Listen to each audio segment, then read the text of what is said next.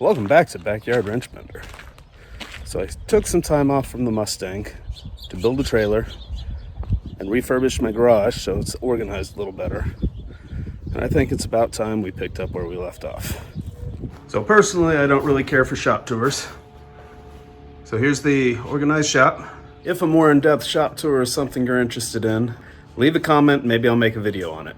But for now, I want to get back to the car. So last time we worked on the car, I had just thrown down this body filler. And now it's time to sand the entire car, and then we can talk about what's in those boxes. I need to come through and smooth out the fiberglass that I put on there. And while it was sitting on over the winter, some flash rust set in certain places, so I need to sand that down too.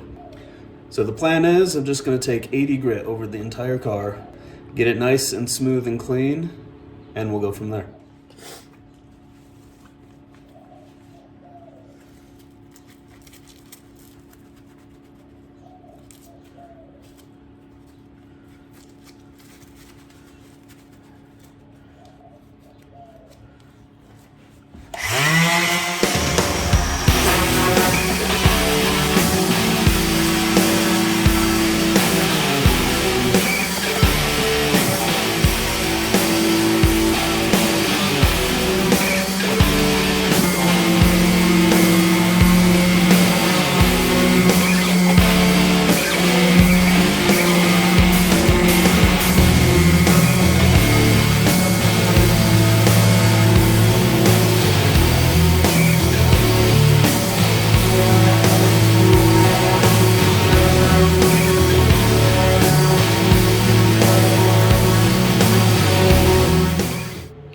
Here's where we're at. I started back here and I started sanding coming forward. And about 6 sandpaper discs later, I've gotten to the front of the door. So this is what's gonna happen. I'm gonna take the next couple of days to take my time, really sand this down well. I'm gonna have to come back and put some more body filler on some areas, and then sand that down. And then there's gonna be a cut, and all of a sudden the car is going to be done as if this took me about 10 seconds. So I'll see you in 10 seconds.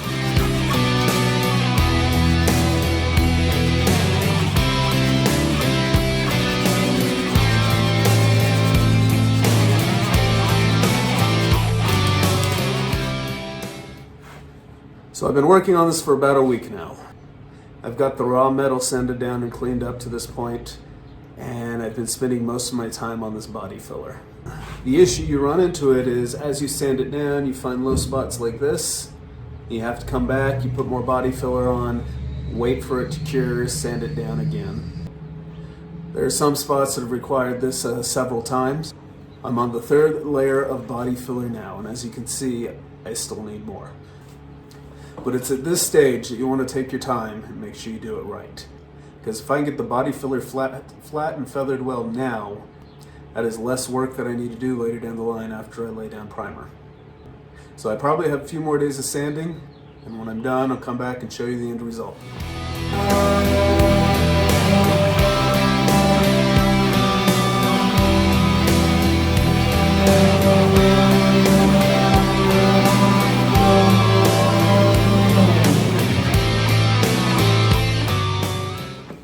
So I want to take a second and talk about tools. To sand the car, I'm using a Bauer Orbital sander.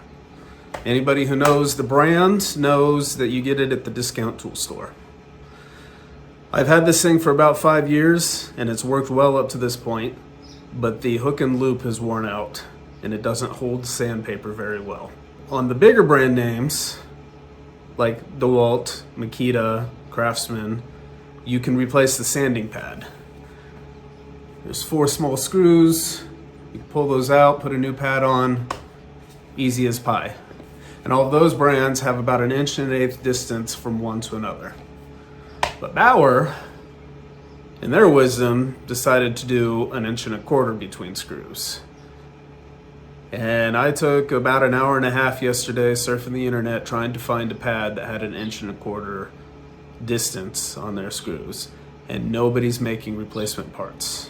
For a $50 sander, I'd say this thing did pretty well, but it might be worthwhile to buy the more expensive $100 sander so that you can pay $10 to replace the pad when it wears out. It's just a thought. Tell me what you think about that in the comments.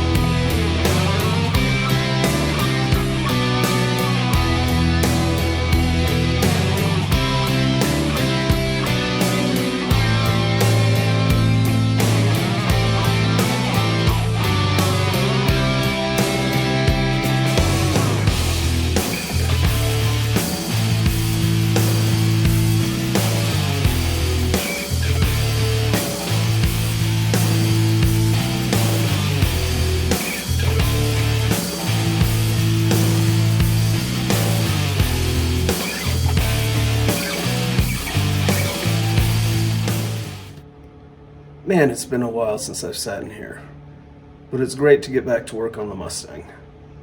So overall, doing this body filler took a lot more time than I expected.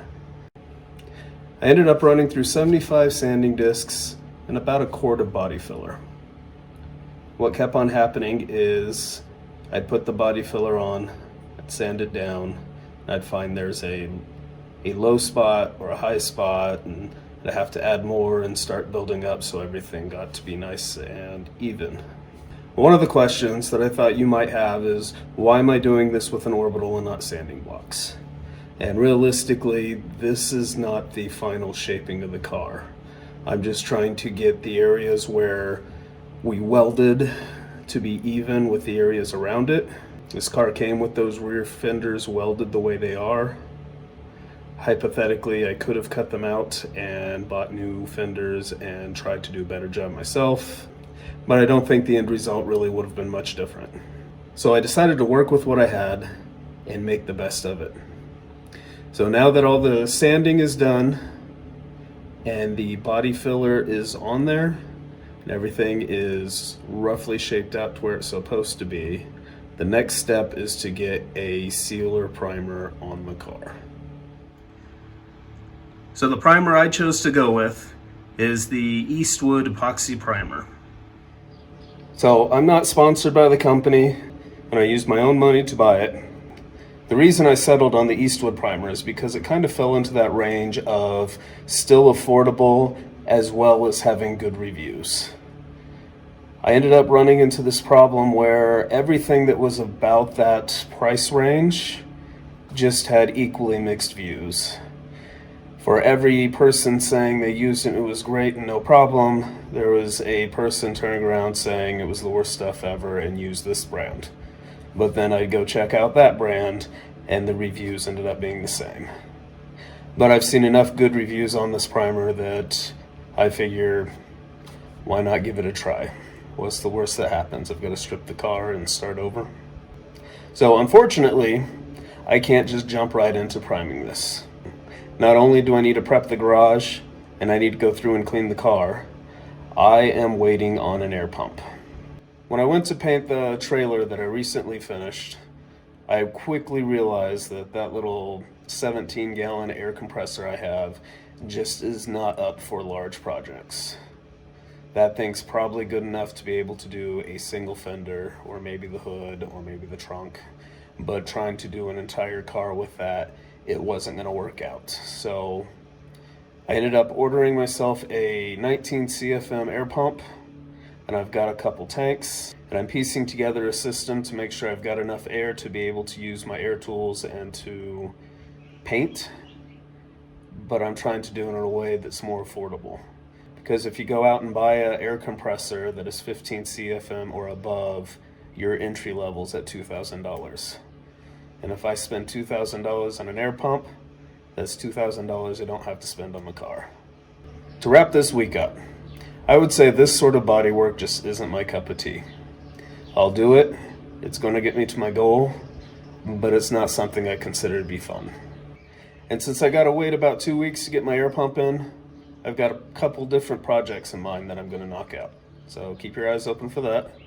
And thanks for watching. We'll catch you next week.